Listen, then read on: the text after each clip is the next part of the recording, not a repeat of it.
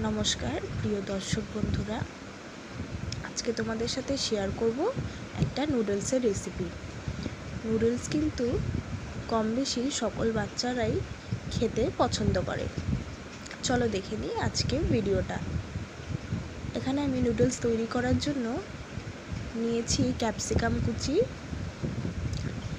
লঙ্কা কুচি, বাঁধাকপি কুচি, টমেটো কুচি, গাজর কুচি, আর একটু বরবটি কুচি, আর পেঁয়াজ কুচি। আর দেখো নিয়ে নিয়েছি একটা ডিম। আমি গ্যাসের ফ্লেমটা অন করে নেব। তারপরে কড়াইতে সর্ষের তেল দিয়ে ডিমটাকে ভুজিয়া করে নেব।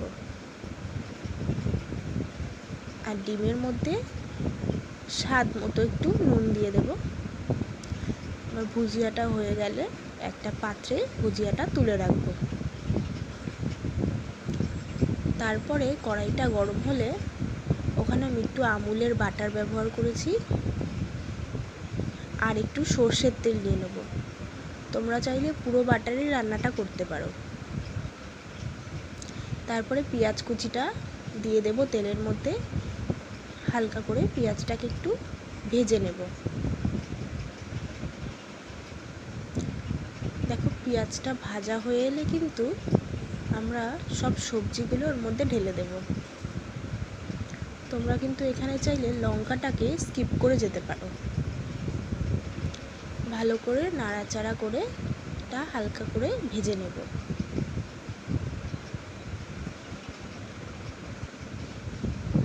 আমার ভিডিওটা কেমন লাগলো তোমরা কিন্তু অবশ্যই কমেন্ট করে জানিও।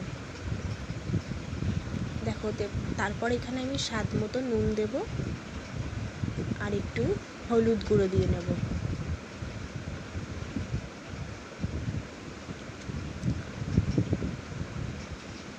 দিয়ে এটাকে ভাজতে থাকবো।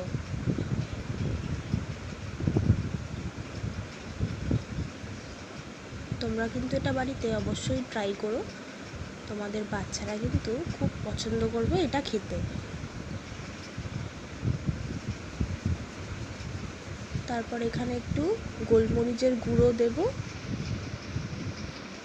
আর দেব নুডলসের সাথে যে মশলাটা ছিল সেই মশলাটা আমি এর মধ্যে দিয়ে নেব। তারপর এটাকে ভালো করে নেড়ে চেড়ে ভেজে নেব।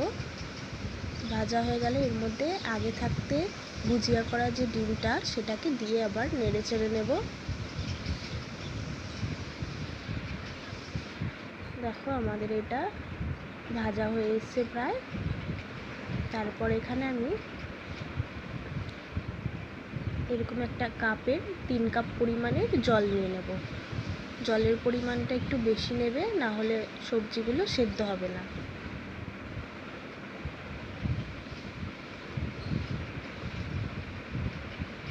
সবজিতে কিন্তু প্রচুর পরিমাণে ভিটামিন থাকে। আর এই নুডলসের সাথে যদি সবজিটা তোমাদের বাচ্চারা পুরোটা খেয়ে নেয় তাহলে কিন্তু অনেকটাই এই খাবার থেকে ওরা প্রোটিনটা পাবে। তোমরা কিন্তু অবশ্যই এই রেসিপিটা ট্রাই করো আর আমাকে কমেন্ট করে জানিও যে তোমাদের রেসিপিটা কেমন লাগলো। জলটা ফুটে এসছে আর সবজিগুলো যাতে ভালো করে সেদ্ধ হয়ে যায় তাই জন্য আমি একটু এখানে 2 থেকে 3 মিনিটের জন্য একটু চাপা দিয়ে রাখবো আর গ্যাসের ফ্লেমটাকে লো করে দেব। ফিরে আসলাম 2 থেকে 3 মিনিটের পর।